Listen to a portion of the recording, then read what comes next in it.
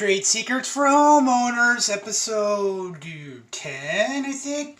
Look, in my first episode, I was just learning how to do these videos, and I'm only really doing it for fun. I mean, why not? I just do this kind of stuff every single day. Might as well make videos, right? So, my first video was about drywall, but it was pretty, not very good. So, I figured it out. So, I'm going to start from the beginning and take you guys through drywall step by step. Step 1. Stack all of your board white side out. There's white side and there's the brown side. You don't want to cut it from the brown back side. You want to cut it from the white side. So I've got everything framed in. I've got all my nailers in place. The arch is done. The wires are pulled. The insulation is stuffed. And we are ready to start hanging board. You hang your ceiling first. The first thing I'm going to do is a rip cut to go in this arch because we're going to have to get a bend on it. So I'm going to show you how that goes. Stay tuned. Okay, so we're going to make our rip cut for our arch. We actually are going to make 2.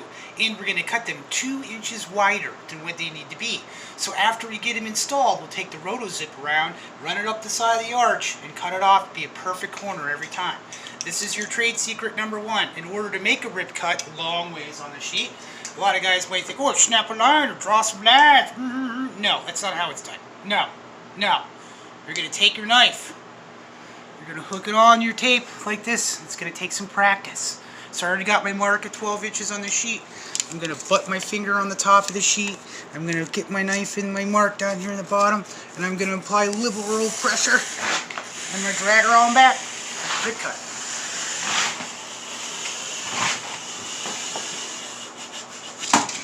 Yeah, rip cut. Now, give her a whack. Run your knife down it again. Hook her all the way.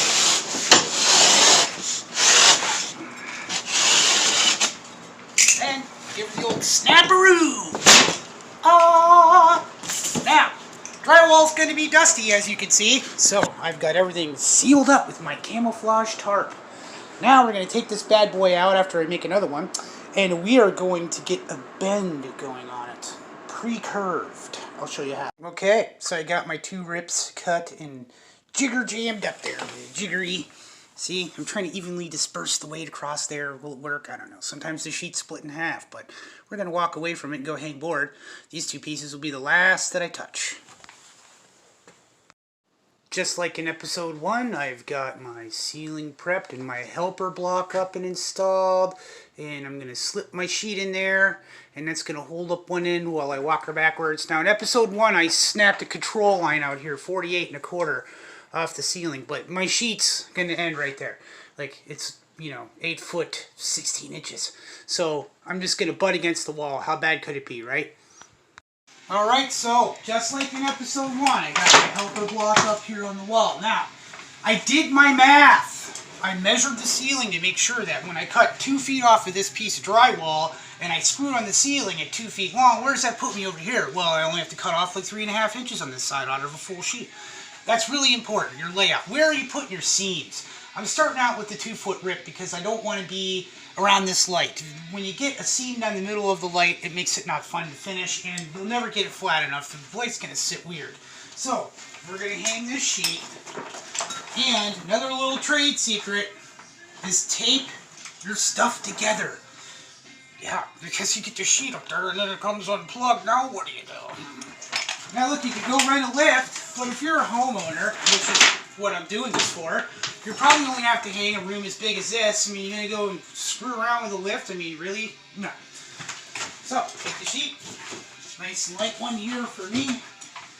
I'm sticking it up in here in the corner on my helper block. And I'm going to walk backwards like so, just like in episode 1. Exactly the same thing. I do this all the time.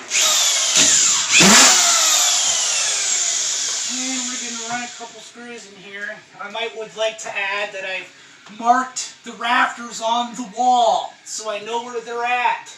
There's so much I can teach you. So much. And that's it. There you go. Helper block, sheet by yourself. Da-da-da-da-da. Again with the tools. Drywall screw gun. They have cordless ones. Hilti makes a great one. I didn't even pay for this one, I don't think. I got it who knows where. I've been doing this for 33 years. We trade tools, unexpectedly. But you're pulling out your screws, you're wearing a tool belt, you're twitching the screws around as you're running the gun. See, watch.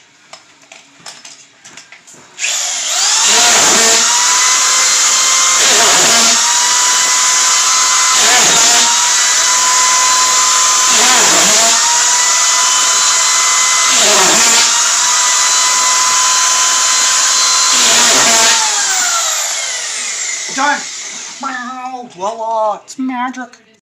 Okay, so now I'm going to go in the opposite direction. Bloop, bloop, back over to here. And this is a good chance for me to show you how to do your cross cut with your T-square. So, my measurement is 79 5/8. We're going to hook on, measure over 79 5/8. Now, if you're going to cut yourself doing drywall, this is how you're going to cut yourself. So there's a trick. T-square. Boop, boop. It's like 22 bucks. Put it on my mark. I'm going to jab my toe into the bottom of the sheet down here. See that? Holding it. Hold the T-square down there with my toe. That keeps the bottom. You want to keep your hands mostly out of the way. And then I'm going to press right about here in the middle, and I'm going to go from the bottom to the top. And then from the top to the bottom.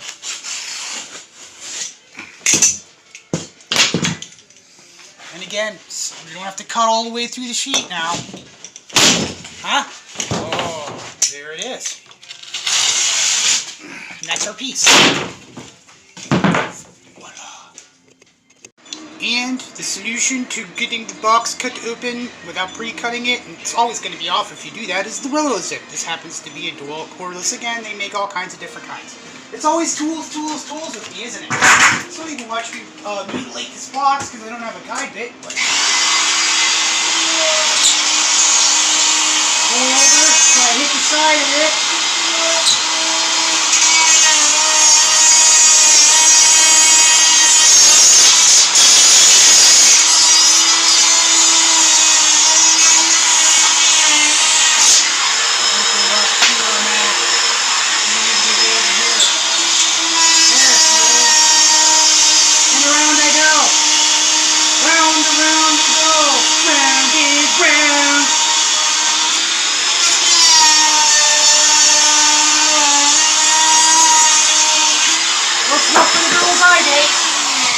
And there we go, again with the dust. I learned how to do all this by, the grocery store, having a job. And one of the old veteran guys I learned how to hang board with once said to me, the first day I was on the job, and I think it was the Salamanca Casino, I was hanging board up there, he says, "I hope you brought yourself a rescue dog." And I said, "Why is that?" And he said, "'Cause I'm about to bury you alive in an avalanche of drywall dust, boy!" And he did. This right here is a drywall rasp. Looks like a cheese grater. You can buy them at any store. That's for when you get these rough edges like this here, Go ahead, clean it up before you put the sheet up. So get a nice tight seam against the wall over there. Cut it. On the wall. Some shredded cheese. There you go. Rasp.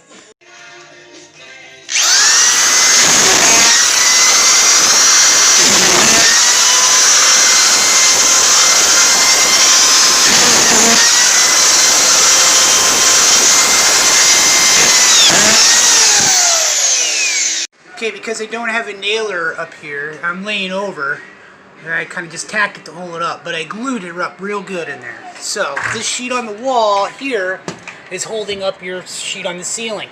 That's why you hang the ceiling first. Now, I'm going to show you this little trade secret. You see that right there? This 2-inch screw, and that 2-inch screw, and this one. I'm not driving it all the way home. I just put a little pressure on it so that I can run my roto-zip around. Now I'll screw it off. And it had a box there too to get, so we got all that.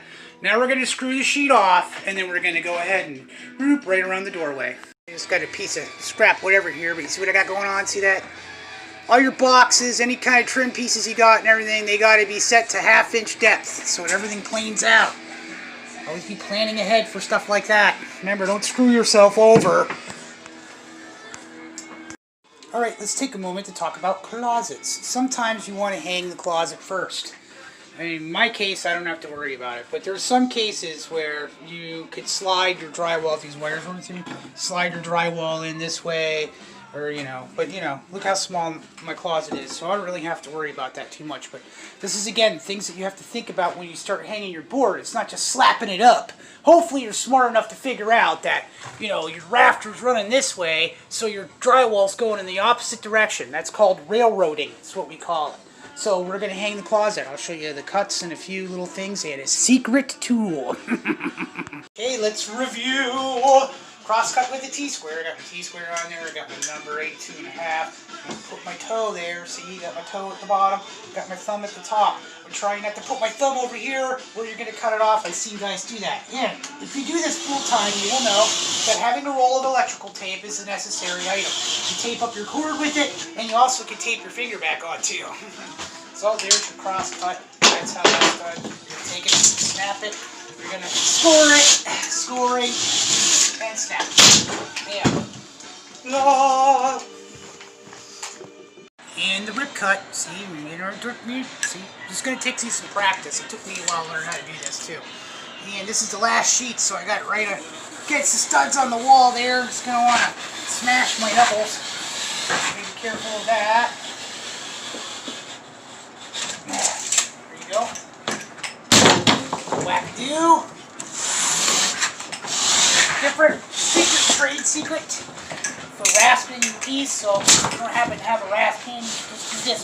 Look, get it off there. It takes the chunks off. Oh, baby. That's how it goes. Just like that. Drywall lift. See, it's got a little wheel there and a little lifty-doo for lifting, and you stick it in the sheet there. Hopefully I don't get stuck on the plywood behind it. And you put your foot on there, and you push it up to the ceiling because you want it tight to the ceiling, and you screw it. It's your trade secret. Don't say I never gave you anything.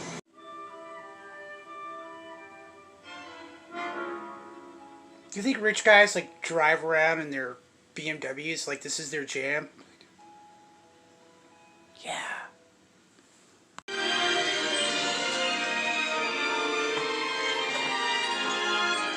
It's drywall time. Enough screwing around. So, ceiling's done, we're on to walls. Now I'm going to go through, I'm going to mark my studs so I know where they're at. Because that makes sense. That way when I'm screwing off the drywall, I can find them. Because it's a thing that you want to be able to find. Let's hang it.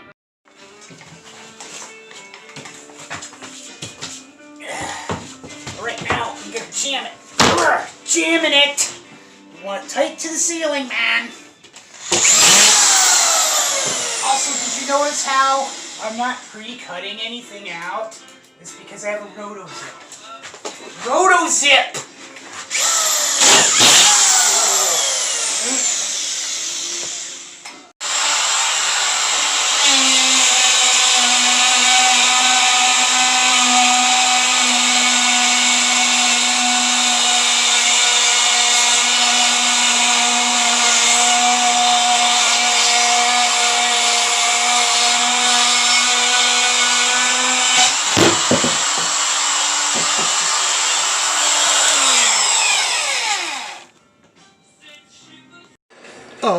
And common sense would dictate factory to factory. Never cut and make a cut edge go to a factory edge, especially if it's beveled.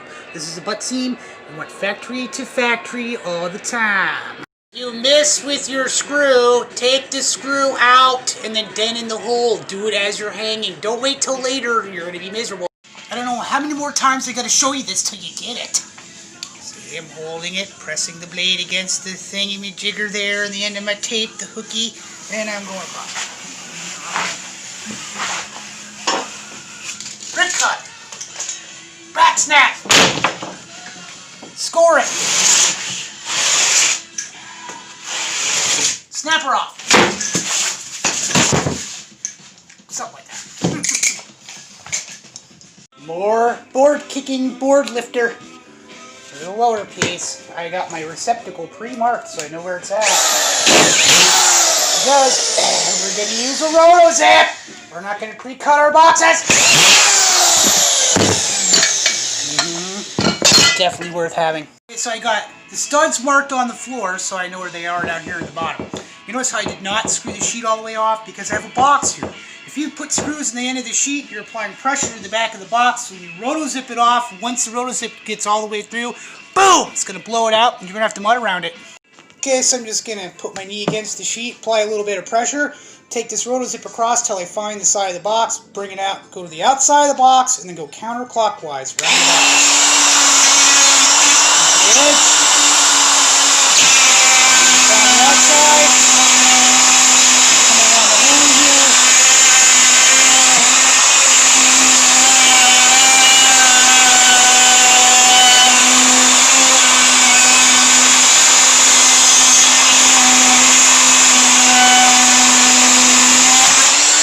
There you have it. Perfect box every single time with the roto-zip. I mean, there is no other way to do it. You gotta have the roto-zip. I got that wall knocked out, so I moved my board stack off of this wall. See? Now I can get to it. Right? Okay, what do I got here on top? What is this? Blue board. Why is it blue? Well, it's water resistant. It's a leftover sheet I have from my bathroom, and I'm going to use it anyways. Does it matter if you mix up the white and the blue board? No. It only matters if it's the same thickness, 1/2 inch. So that's a 1/2 inch piece. I'm going to put it in the closet. Why not? Doesn't matter. It makes no difference. So another trade secret I should mention is I'm going in between, right? So the thing with drywall is they sell mud in buckets. So in between. So you don't have to make it super tight. My number is 51.5. I'm cutting my sheet at 51.25 because the other wall is a 1/2 inch thick. 1/4 makes a 1/2 inch. So you don't have to make it tight as, you know, it's not woodworking. You're not putting a piece of maple. You want to leave some room, a little bit of play, so you can get your seam tight. Then the next sheet will come across in the corner and make that seam tight, so on and so forth. So now on to the arch. We're going to hang the arch. So there's a trick, a thing that we have to consider. That is the inside radius of this arch. See that? We have to put that on a piece of drywall. How are we going to get it?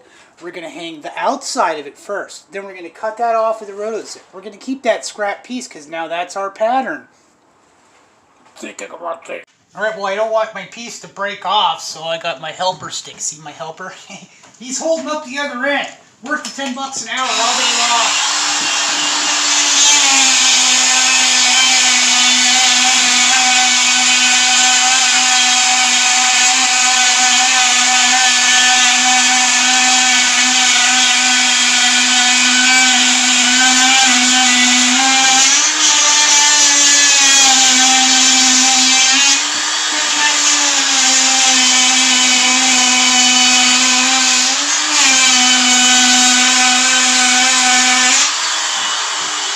I don't want to lose it.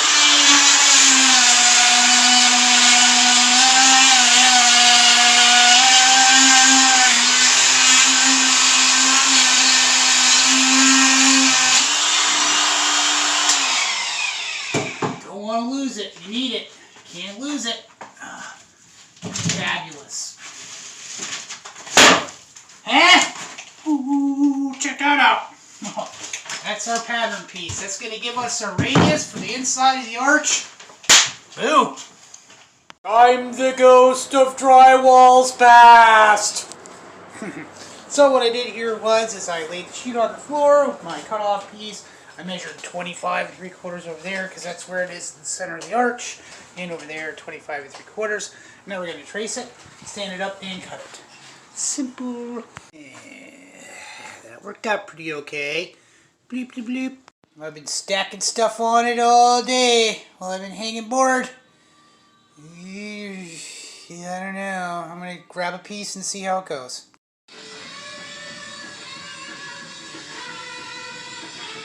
And the last thing I want to go over is your screw depth. You don't want it to be sticking out. It'll be a clicker. When you put your drywall knife over it, it'll go click, click, click. You don't want to put the screw in too far where it breaks the paper. If it breaks the paper, then it's no good.